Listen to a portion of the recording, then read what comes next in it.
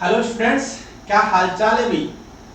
उम्मीद करता हूँ सब बढ़िया होंगे, मस्त होंगे और छुट्टियों का बहुत ही बेहतरीन ढंग से फायदा उठा रहे होंगे। स्टडी भी कर रहे होंगे, खेल कूद भी कर रहे होंगे, जो दोनों ही भी जिंदगी के लिए जरूरी है। जितना खेल जरूरी है उतनी पढ़ाई जरूरी, जितनी पढ़ाई जरूरी उतना खेलना जरूरी है। पर छुट्टियों में बहुत ज्यादा खेल लिए होंगे, छुट्टियां काफी टाइम हो गया छुट्टियां पड़े हुए आपको, तो थोड़ा पढ़ाई पर भी फोकस कर लिया करो। ऐसे नहीं कि क्लास देख ली छोड़ दी, फिर कोई जो सवाल दे मास्टर जी उनको करना ही नहीं है। होमवर्क हम बहुत कम दे रहे हैं, जितना दे रहे हैं उनको तो जरूर करो ही करो, इतना तो मैं उम्मीद करता हूं आपसे। आज का अपना जो टॉपिक है द्विघात समीकरण, बिल्कुल नया टॉपिक है, बिल्कुल फ्रेश चैप्टर है अपना पास में, जो आपने पास में कभी नहीं पढ़ा होगा। द्विघात समीकरण नाम सुना होगा, परंतु इससे रिलेटेड जो चीजें हम पढ़ने वाले हैं वो आपने पास में कभी ना पढ़ी होगी, इसीलिए तो 10th में दिया आपको चैप्टर। भाई 9th में ही पूरा पढ़ लिया होता तो 10th में क्यों पढ़वाते आपसे। बिल्कुल फ्रेश चैप्टर है। सबसे पहला जो अपना फंडा होता है, जैसे अपन तीसरे चैप्टर की बात कर ले, तो तीसरे चैप्टर में अब सबसे पहले हमने ये जाना इस चैप्टर में हम पढ़ने वाले क्या है। पूरा एक रोड मैप तैयार किया था कि भाई इस चैप्टर में इन इन चीजों पर हम स्टडी करने वाले हैं। जो अपना फर्स्ट लेक्चर होता है वो चैप्टर के परिचय पर होता है। चैप्टर का इंट्रोडक्शन हम ले लेते हैं, इस चैप्टर में किस किस टॉपिक पर हम स्टडी करने वाले हैं। तो मैं बात करूं इसका अपने द्विघात समीकरण, इस चैप्टर में हम किस किन चीजों पर स्टडी करने वाले हैं। सबसे पहले तो वो मैं एक रोड मैप बना देता हूं आपके सामने। पढ़ने वाले हैं सबसे पहले तो हम इस चैप्टर में कि द्विघात समीकरण क्या है। द्विघात समीकरण क्या है, सबसे पहला अपना टॉपिक होगा द्विघात समीकरण क्या होती है, कौन से समीकरणों को हम द्विघात समीकरण कहने वाले हैं। दूसरी चीज, दूसरा अपन टॉपिक पढ़ने वाले हैं इसमें द्विघात समीकरण को हल करने की विधियां। समीकरण को हल करने की विधियां क्या है भाई। द्विघात समीकरण को कौन कौन से मेथड से हल किया जाता है। द्विघात समीकरण को हल करने की विधियां कौन कौन से मेथड है, आओ देखें मेथड पे। सबसे पहला मेथड है अपने पास में गुणनखंड विधि। कौन सी विधि है अपने पास में, गुणनखंड विधि। मैं बात करूं अपने सेकंड मेथड की, तो अपना जो सेकंड मेथड होता है वो होता है भाई गुणनखंड विधि से ही रिलेटेड एक दूसरा अपने पास में आ जाता है। गुणनखंड से तो नहीं कह सकते, थोड़ा हटके है, पूर्ण वर्ग विधि। दूसरा कौन सा है अपने पास में, पूर्ण वर्ग विधि। और जो अपने पास में तीसरा जो मेथड है जो पूर्ण वर्ग विधि से अटैच है, और उसका नाम है श्रीधराचार्य विधि। कौन सा मेथड, कोई मैथमेटिक्स नहीं, उनके नाम पे अपने पास में मेथड का नाम पड़ा है, कौन सा, श्रीधराचार्य मेथड। तीन मेथड है, गुणनखंड विधि, पूर्ण वर्ग विधि और श्रीधराचार्य विधि। पूर्ण वर्ग विधि से अटैच है श्रीधराचार्य विधि, वहां एक फॉर्मूला होता है सीधा, ये यहां से पूर्ण वर्ग विधि से हम श्रीधराचार्य वाला फॉर्मूला बनाने में कोई तकलीफ नहीं है। उसके बाद में तीसरा अगर मैं बात करूं इस टॉपिक पर, तो हम स्टडी करने वाले हैं द्विघात समीकरण के मूलों की प्रकृति। मूलों की प्रकृति, जो जड़ें होती है ना, मूलों की प्रकृति जो बायोलॉजी में जड़ें होती हैं उससे रिलेटेड इनको बोलते हैं रूट्स। जड़ी होती है अपने पास में, रूट्स। द्विघात समीकरण के जो मूल आने वाले हैं, जो रूट्स आने वाले हैं, उनकी प्रकृति क्या होगी, उनका नेचर क्या होगा, उससे मेरा तात्पर्य ये होने वाला है कि क्या वो मूल वास्तविक है, क्या वो दुनिया में है, क्या मूल कहीं बराबर तो नहीं है, क्या मूल कहीं काल्पनिक तो नहीं है, क्या कोई मूल जीरो तो नहीं है। वो तमाम चीजों पर, क्या मूल अलग अलग तो नहीं है, वो तमाम चीजों पर हम स्टडी करने वाले हैं कि मूलों की प्रकृति। मूल अब क्या होता है, ये शब्द से आप अनजान हो, तो अनजान तो सारे चैप्टर से ही हो, तो एनसीईआरटी आपके लिए इसीलिए खड़ा है कि आपको तमाम चीजों की स्टडी करवाई जाए। सारी चीजें हम बताएंगे, मूल क्या होता है, तमाम मेथड क्या होते हैं, पर सब्र करना है ना। इस चैप्टर को हम इतना बेसिक से लेंगे कि जो बिल्कुल गरीब विद्यार्थी है वो भी इस चैप्टर को कवर कर ले। तो सबसे पहले टॉपिक वाइज उठाएंगे द्विघात समीकरण, फिर द्विघात समीकरण को हल करने की विधियां, फिर तीनों मेथड को अलग अलग डिस्कस करेंगे, और फिर द्विघात समीकरण के मूलों की प्रकृति। इसी के साथ अपना चैप्टर खत्म होने वाला है। तो सबसे पहला अपना टॉपिक है द्विघात समीकरण क्या है। द्विघात क्वाड्रेटिक इक्वेशन भी बोलते हैं, इसको ध्यान रखना है ना। द्विघात समीकरण को क्वाड्रेटिक इक्वेशन, क्वाड्रेटिक इक्वेशन, ये भी इसका नाम होता है इंग्लिश में, है ना। ऐसे ही मत समझ लेना सर को आज इंग्लिश है ना, क्वाड्रेटिक इक्वेशन। तो इस टॉपिक, अपना टॉपिक है द्विघात समीकरण। स्टडी करने वाले हैं द्विघात समीकरण होती क्या है, कौन सी समीकरण को अपन द्विघात कहने वाले हैं, कौन सी समीकरण को 3 घात कहने वाले हैं, कौन सी समीकरण को 4 घात की 5 घात की एक्स्ट्रा कहने वाले हैं। तो द्विघात समीकरण की अगर बात चल रही है, द्विघात समीकरण होने वाली क्या है, तो उससे रिलेटेड अपन एग्जांपल पे डिस्कस करते हैं। कौन कौन से एग्जांपल द्विघात समीकरण से रिलेटेड है, कौन कौन से त्रिघात से हैं। तो समीकरण से जाने से पहले बच्चों मैं आपको बहुपद से परिचय कराना चाह रहा हूं। बहुपद, हालांकि हम तीसरा चैप्टर जब पढ़ा था तो हमने बहुपद के बारे में जान लिया था, उसमें अपन ने फिर रेखिक जाना था। तो वापिस अगर अनजान हो तो अगर चाहो तो आप वो क्लास देख लो, सही थे 4-5 वीडियो अपने नंबर सिस्टम के से, और छठा वीडियो अपने पास उस चैप्टर से रिलेटेड था। तो वहां जाकर भी आप देख सकते हो जहां से अपना तीसरा चैप्टर स्टार्ट होता है। वहां से जाने की इच्छा नहीं देखूंगा मैं तो वहां से, तो यहां से मैं इतना बता दूंगा कि आपको वहां जाने की जरूरत ना पड़ेगी। तो अगर मैं बात करूं द्विघात समीकरण की, तो द्विघात समीकरण में जाने से पहले अपन समीकरण से जाने से पहले अपन क्या पढ़ते हैं, बहुपद। और बहुपद से किसको रिलेट करते हैं, अपन समीकरण को। ठीक है भाई, अब बहुपद क्या होता है, समीकरण क्या होता है, दोनों में कंपैरिजन करो। बहुपद से मेरा तात्पर्य होता है 2 घात, 3 घात, 4 घात, 1 घात, 5 घात, 10 घात, 15 घात, 20 घात, इस प्रकार का। अब देखो बहुपद का जो व्यापक रूप होता है वो तो साइड तक आपने पढ़ा होगा, इस प्रकार का व्यापक रूप होता है। मैं व्यापक रूप पर इतना स्टडी नहीं करने वाला हूं, हालांकि अपने पास में एक बहुपद चैप्टर है, उस पर अपन तमाम चीजों पर स्टडी करने वाले हैं। हाल फिलहाल आप मोटा मोटा यहां समझ लो, ये होता है बहुपद का व्यापक रूप। नहीं पढ़ा तो मैं इसको मिटा रहा हूं। किसी को अगर दर्द हो रहा है, सर में दर्द हो रहा है, तो मैं इसको मिटा देता हूं। सर ने क्या लिख दिया, मत घबराओ, मैंने कहा ना सब कुछ मिलेगा। कुछ भी नहीं आ रहा है तो भी बहुत कुछ सिखा के जाएंगे हम आपको, घबराओ मत। बहुपद का नहीं आ रहा है व्यापक रूप, कोई टेंशन नहीं, अपन बेसिक से ले लेंगे, अपन छोटे छोटे उदाहरणों से व्यापक बना लेंगे। अपने पास सब कुछ है, हर एक मेथड है अपने पास में। तो अब देखो बहुपद, अब मैं अगर एक घात की बात करूं, एक घात वाला बहुपद, पहले उदाहरण से लिख लेते हैं। अगर मैं एक बहुपद लिख रहा हूं, गौर करना भाई, मैं लिख रहा हूं x, क्या लिख रहा हूं मैं, x प्लस का 5 लिख रहा हूं। इसको मैं यहां तो px बराबर लिख देता हूं, p ऑफ x। ये लिखो तो भी ठीक है, कोई ना नहीं लिखो तो भी ठीक है। मैंने क्या लिखा, केवल x प्लस 5 लिखा, केवल मैंने क्या लिखा, x प्लस 5, आगे पाछे कुछ नहीं लिखा, ऐसे मान लो। बराबर में कोई न्यूमेरिकल वैल्यू नहीं लिखी। यहां आप p ऑफ x लिख सकते हो, p पोलिनोमियल होता है जो बहुपद का ही एक नोटेशन होता है। p ऑफ x बराबर x प्लस 5, केवल में x प्लस 5 लिख रहा है मेरे पास में, आगे पीछे कुछ नहीं लगा रखा है। तो ये किसको रिप्रेजेंट करता है, बहुपद को रिप्रेजेंट करता है। इसमें जो ये x होता है ये मेरे पास में चर होता है, और इस x की जो आज पावर है ना, ये x की कितनी पावर नजर आ रही है, 1 पावर नजर आ रही है। तो मैं इसको क्या बोलने वाला हूं, 1 घात वाला बहुपद। कितनी घात वाला बहुपद, 1 घात वाला बहुपद। कितना आसान है, कितना आसान है 1 घात वाला बहुपद पहचानना। वापस देखो, बहुपद अगर लिखा हुआ है px बराबर x प्लस का 5, बराबर में 0 वगैरह कुछ नहीं लिखा ना, कोई न्यूमेरिकल वैल्यू नहीं लिखी ना, इसको आप दबा भी सकते हो। ये दिख रहा है मेरे को, तो इसमें घात कितनी मेरे पास में, 1 घात है। तो मैं क्या लिखने वाला हूं, इसको x की पावर 1 है, तो 1 घात वाला बहुपद। 1 घात वाला ये मेरे पास में क्या है भाई, बहुपद है। अब अगर किसी दिन आपने p ऑफ x की जगह आपने अगर 0 लिख दिया, p ऑफ x की जगह आपने क्या लिख दिया, 0, तो ये सेम डिटो बहुपद है ना, जो x प्लस 5 ये चेंज हो जाएगा अपने पास समीकरण में। अगर आपने px की जगह क्या लिख दिया, 0 लिख दिया, तो ये सेम बहुपद x प्लस 5, px की जगह 0 लिख दिया, इधर 0 लगाओ चाहे इधर लगाओ, एक ही बात है।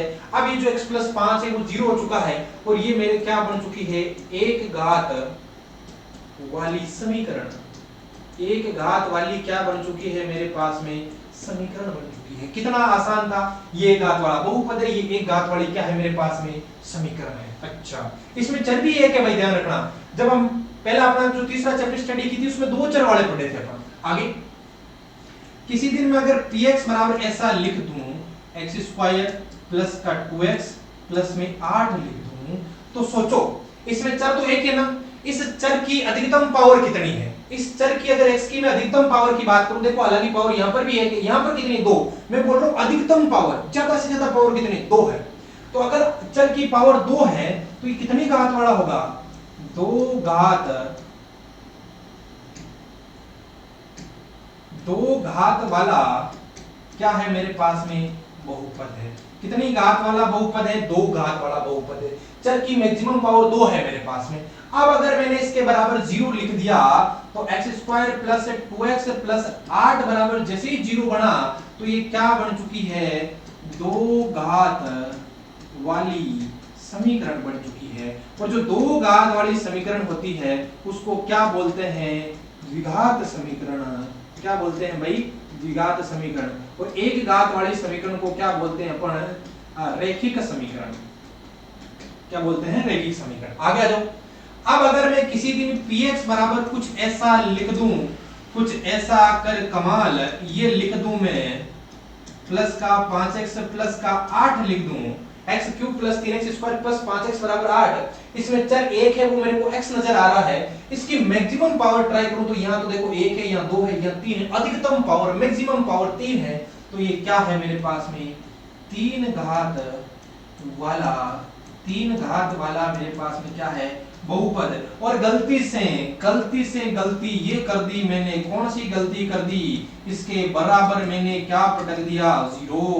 x³ plus 3x² plus 5x plus 8 बराबर 0 लिखते ही ये क्या बन चुका है, 3 घात। ये 3 घात वाला बहुपद था, ये 3 घात वाली क्या बन चुकी है, समीकरण। और 3 घात वाली समीकरण को बोला जाता है द्विघात समीकरण, 3 घात समीकरण। ठीक है भाई, ये था अपने पास में दो घात क्या होती है, 3 घात क्या होती है, एक घात क्या होती है, रैखिक क्या होती है, द्विघात क्या होती है, त्रिघात क्या होती है।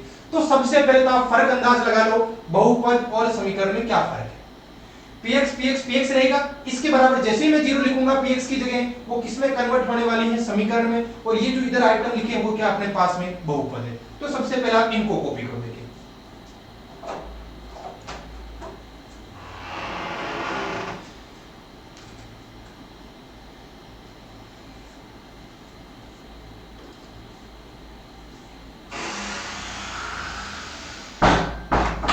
इनको कॉपी कर लिया होगा आपने। 3 घात वाले समीकरण, त्रिघात समीकरण अपने पास में आ चुका है। अब आगे का टॉपिक अपना, ये स्क्रीनशॉट वगैरह ले लेना भाई इसका। अब आगे की अगर मैं टॉपिक की बात करूं अपने पास में, तो आगे का टॉपिक होगा द्विघात समीकरण का मानक रूप क्या होता है। भाई कौन कौन से समीकरणों को अपन द्विघात समीकरण कहने वाले, मतलब इस फॉर्मेट की जो भी इक्वेशन होगी वो द्विघात समीकरण कहलाएगी। इस फॉर्मेट की तमाम इक्वेशन मेरे पास में द्विघात समीकरण कहलाने वाली है। तो एक बार वापस देख लो, इसका स्क्रीनशॉट नहीं लिया तो बैक करके स्क्रीनशॉट लो। देखिए इसका,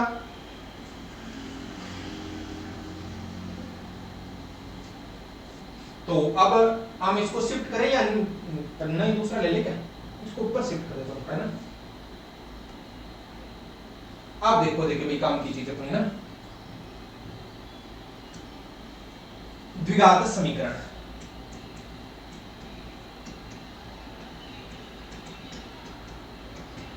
मानक रूप हम बनाने का प्रयास कर रहे हैं। क्या ये द्विघात समीकरण है क्या, देखना लिख रहा हूं मैं 2x² प्लस 5x प्लस 8 बराबर 0 द्विघात समीकरण है। क्योंकि x की मैक्सिमम पावर, द्विघात समीकरण से मेरा तात्पर्य ये होता है x की अधिकतम या चर की अधिकतम घात, चर x y कुछ भी हो सकता है, चर की अधिकतम घात क्या हो मेरे पास में, अधिकतम घात 2 हो, उसे हम क्या बोलते हैं, द्विघात समीकरण बोलते हैं। कौन सी समीकरण बोलते हैं, द्विघात समीकरण। चर की मैक्सिमम पावर 2 होनी चाहिए।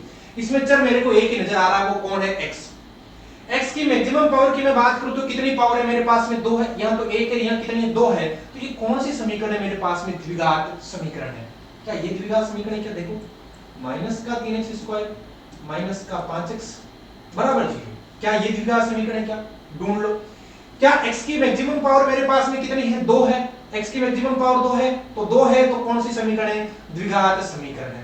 तो ये द्विघात समीकरण है क्या, देखो देखिए 9x² प्लस 5 बराबर 0, ये द्विघात समीकरण है क्या, देखो देखें x की मैक्सिमम पावर कितनी नजर आ रही है, 2 नजर आ रही है। और जब आपको x की पावर 2 दिख जाए और उसका गुणांक 0 ना हो, बाई चांस गुणांक 0 हो जाता, देखो देखें या 0 लिख दूं, x² लिख दूं और प्लस 5x प्लस 8 बराबर 0 लिख दूं, क्या ये द्विघात है क्या, देखो देखें ये 0 गुणा x² तो 0 हो जाएगा, प्लस 5x प्लस का 8 बराबर 0 बन गया, तो ये बन गया 5x प्लस 8 बराबर 0। अब x की मैक्सिमम पावर कितनी है मेरे पास में, 1 है, तो ये द्विघात समीकरण नहीं है। तो कहने का तात्पर्य द्विघात समीकरण कौन सी होगी जिसमें x की या चर की मैक्सिमम पावर 2 हो और जो उसका गुणांक है ना वो शून्य ना होना चाहिए। तो ये द्विघात है, ये द्विघात है, ये द्विघात है। अच्छा ये द्विघात है तो अब व्यापक रूप में मैं आ रहा हूं या मानक रूप में मैं आ रहा हूं। तो देखो एक तो x स्क्वायर होगा, एक तो क्या होगा x स्क्वायर होगा, सीधी बात है। एक तो x स्क्वायर होना, ठीक है, एक x स्क्वायर होना। अच्छा इसके इधर कौन बैठ सकता है, इधर कौन बैठ सकता है, ढूंढ लेते हैं। 2 आया है, -3 आया है, 9 आया है, ऐसा भी हो सकता था। x की मैक्सिमम पावर से लेना देना है, x की मैक्सिमम पावर 2 है और गुणांक 0 नहीं है तो ये द्विघात है। तो कौन कौन बैठ सकता है यहां बताओ, x स्क्वायर का पड़ोसी या x स्क्वायर का गुणांक कौन कौन बैठ सकता है? कोई भी बैठ सकता है, कुछ भी बैठ सकता है, एनी रियल नंबर। और उसको मैं हाल फिलहाल a लिख रहा हूं, कुछ भी बैठ सकता है तो मैंने a मान लिया, पर a 0 नहीं होना चाहिए। आगे शर्त लिख लेंगे अपन। आगे कौन आएगा, मतलब मेरे को एक x चाहिएगा, ये एक x आ रहा है, एक x आ रहा है। x का पड़ोसी कौन होगा? क्या प्लस का होना जरूरी है, क्या माइनस का होना जरूरी है?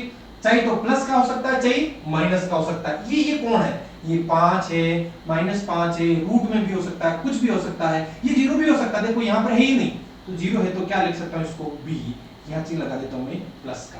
और आगे कौन है मेरे पास में? 5 है, 8 है, कोई ना कोई अचर पद आ रहा है, उसको मैं क्या लिख देता हूँ c, और बराबर में मैं क्या लिख देता हूँ 0 लिख देता हूं। और ये जो a है ना वो क्या नहीं होना चाहिए, 0 नहीं होना चाहिए, क्योंकि a जैसे ही 0 होगा वो रेखिक बन जाएगी, फिर अपने द्विघात नहीं रहेगी। और a, b, c है ना, ये मेरे पास में एनी रियल नंबर है, कोई वास्तविक संख्या है, कोई भी वास्तविक संख्या हो सकती है।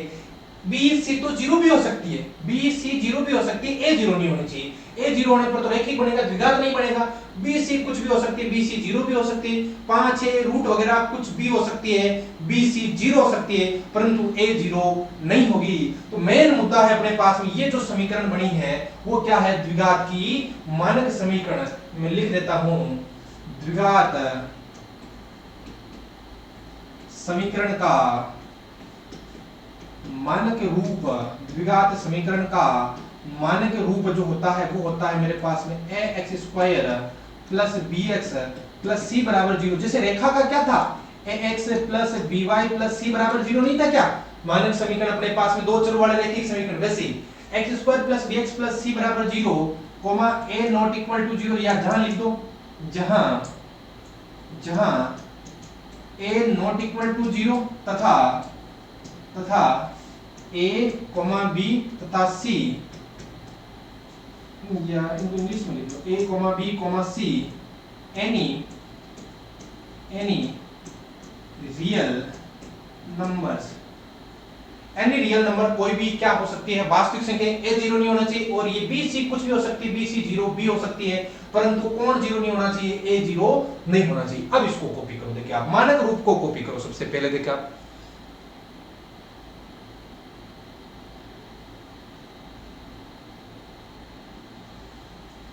मानक रूप को कॉपी कर लिया। अब देखो मानक रूप अपने पास में कितना काम आने वाला है। चल इधर तो मैं लिख देता हूं मानक रूप। मानक रूप अपना क्या है? ax square plus bx plus c बराबर अपने पास में क्या है भाई? 0। ये अपना मानक रूप। अब मैं कुछ समीकरण लिख रहा हूं, इधर समीकरण, द्विघात समीकरण लिख रहा हूं। कौन सी घात समीकरण लिख रहा हूं मैं? द्विघात समीकरण लिख रहा हूं। और उससे हम करने वाले हैं कंपैरिजन। कंपैरिजन से अपन बताने वाले हैं a, b, c का मान कैसे निकालेंगे, बिल्कुल बेसिक से। तो देखो बाय चांस समीकरण आ गई कुछ इस तरह की, 2-4 समीकरण लिख रहा हूं, साथ में कंपैरिजन कर लेंगे। 2x square minus 5x plus 8 बराबर 0, समीकरण तो एक ही होगी। दूसरी समीकरण माइनस 3x स्क्वायर माइनस का 8x प्लस का 11 बराबर 0, समीकरण दूसरी आ चुकी है। समीकरण 3 के ऊपर बात कर लेते हैं, वो है अपने पास में 8x स्क्वायर प्लस का 11 बराबर 0। चौथी समीकरण माइनस का 9x स्क्वायर और प्लस का 17x बराबर 0। पांचवी समीकरण है अपने पास में 4x स्क्वायर बराबर 0। छठवीं समीकरण है अपने पास में x square minus x square minus का x माइनस का 1 बराबर 0। ठीक है। अब मेन मुद्दा है आपको बताना, ये जो मानक रूप है इससे तुलना करनी है, और ये जो a, b, c लिखा हुआ है ना, इसका मान बताना है। बाकी सवाल में कुछ नहीं करना आपको। ए बी सी का मान बता दो, सवाल खत्म है। पहला सवाल, पहला सवाल, ये इसकी टेबल बना लेते हैं अपने ना, एक टेबल से बहुत बढ़िया बनेगा अपना ना मामला।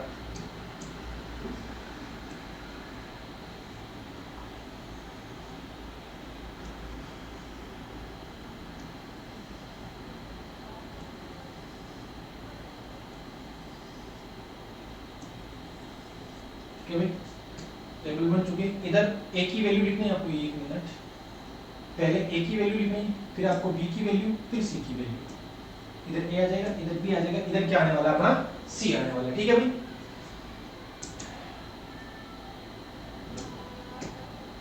चल कंपैरिजन करके ए बी सी का मान बताने वाला है।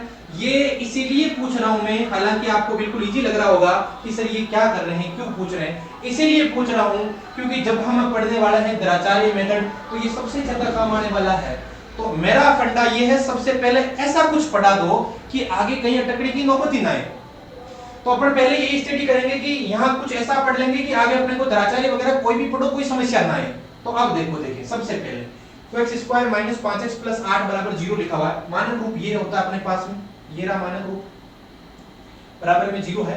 इससे अपन क्या करने वाले हैं, कंपैरिजन, कंपैरिजन करके a b c का क्या लिखने वाले मान। पहली समीकरण देखो, 2x square minus 5x plus 8 बराबर 0, इसकी तुलना कर रहा हूं मैं ax square plus bx plus c बराबर क्या कर रहा हूं 0 से कंपैरिजन। आराम से शांति से सोचो, शांति से सोचो, इनमें चेंज कर लेता हूं, बिल्कुल शांति से सोचो। ये x स्क्वायर है, x स्क्वायर है, एक की जगह कौन बैठा हुआ, आज एक ही गद्दी पर कौन बैठा हुआ है, 2 बैठा हुआ है।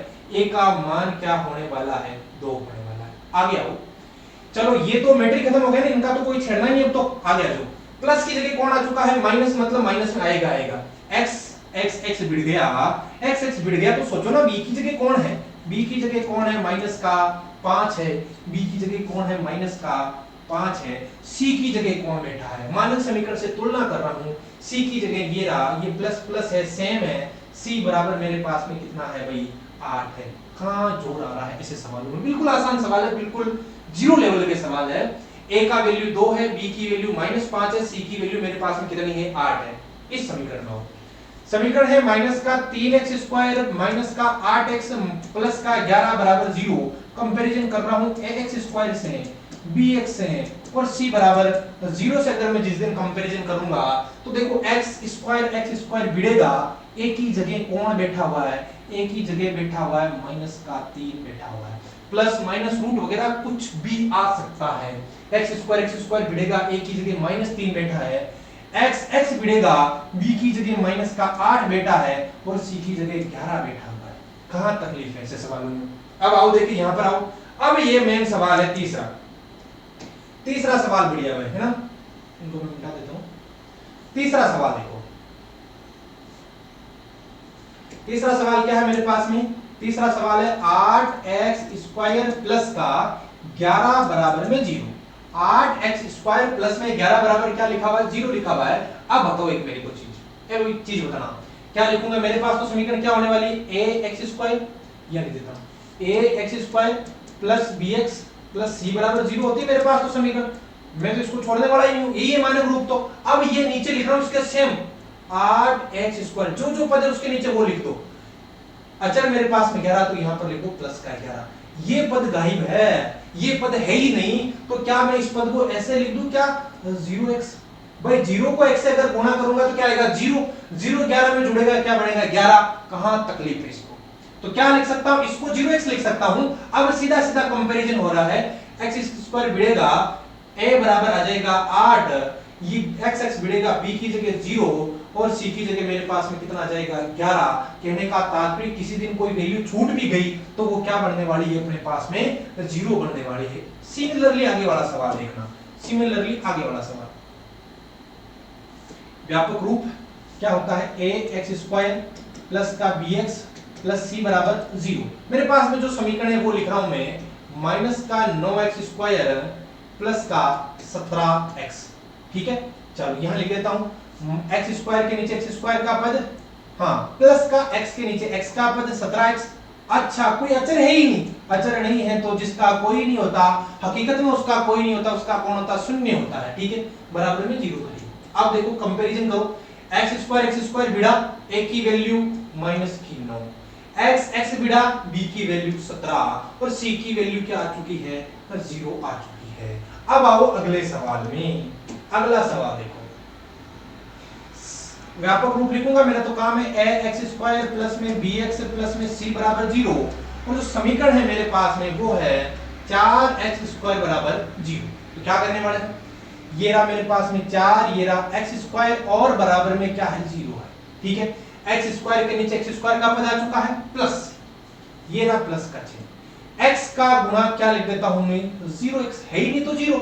अच्छा, c भी नहीं है तो वो भी क्या आएगा अपने पास में? 0। तो क्या बना देखें, a की जगह 4, a की जगह 4, b की जगह 0 और c की जगह भी क्या आ चुका है? 0 आ चुका है। और यही मैंने बोला था कि ये 0 नहीं होना चाहिए, b और c 0 होगा तो चलेगा। यहां पर आ जाओ। अब इसमें तो सारे लिखे हुए, कोई 0 सोचने की जरूरत नहीं है, कंपैरिजन कर लेंगे इसमें तो सीधा ही। क्या समीकरण है? Minus x square minus x minus 1 बराबर 0। तो कंपैरिजन करेंगे, ये रहा अपने पास ax स्क्वायर प्लस का bx प्लस c से अगर मैं कंपैरिजन करने वाला हूं तो a की वैल्यू बोलो माइनस की 1, b की वैल्यू बोलो माइनस 1 और अचर पद भी कितना है? माइनस 1 है। क्योंकि x स्क्वायर के पड़ोस में कोई दिख नहीं रहा तो 1 मान लेता हूं, तो माइनस 1 हो गया, ये माइनस 1 हो गया, ये माइनस 1 है, तो minus 1 minus 1 minus 1, 2 minus 5 8, minus 3 minus 8 11, 8 0 11, minus 9 17 0, 4 0 0, minus 1 minus 1 minus 1, और ये तमाम गुणांकों की अपन डिस्कस कर चुके हैं। अब एक चीज नोट करना, क्या a कभी 0 हुआ क्या? क्योंकि अगर a 0 हो गया तो द्विघात नहीं होगी, उसकी डिस्कस कर चुके हैं। क्या b 0 हो सकता है? बिल्कुल हो सकता है। क्या c 0? बिल्कुल हो सकता है। क्या दोनों साथ में 0? वो भी हो सकते हैं। तो कहने का तात्पर्य द्विघात समीकरण में ये होता है कंपैरिजन करने का तरीका। इसको कॉपी करोगे क्या?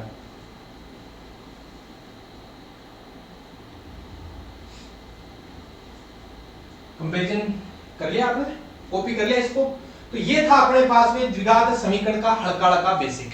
अब द्विघात समीकरण आप समझ गए होंगे कि मैक्सिमम पावर 2 तो होनी चाहिए, अगर 2 नहीं है तो द्विघात समीकरण नहीं होगी।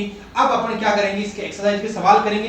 तो उसमें पहला ही सवाल होगा, पहचानो द्विघात समीकरण है या नहीं। तो मैक्सिमम पावर 2 दिखी तो है, वरना नहीं, उसको वहीं रिजेक्ट करेंगे। तो नेक्स्ट क्लास में अपन मिलने वाले हैं सवालों के साथ में। बहुत बहुत धन्यवाद।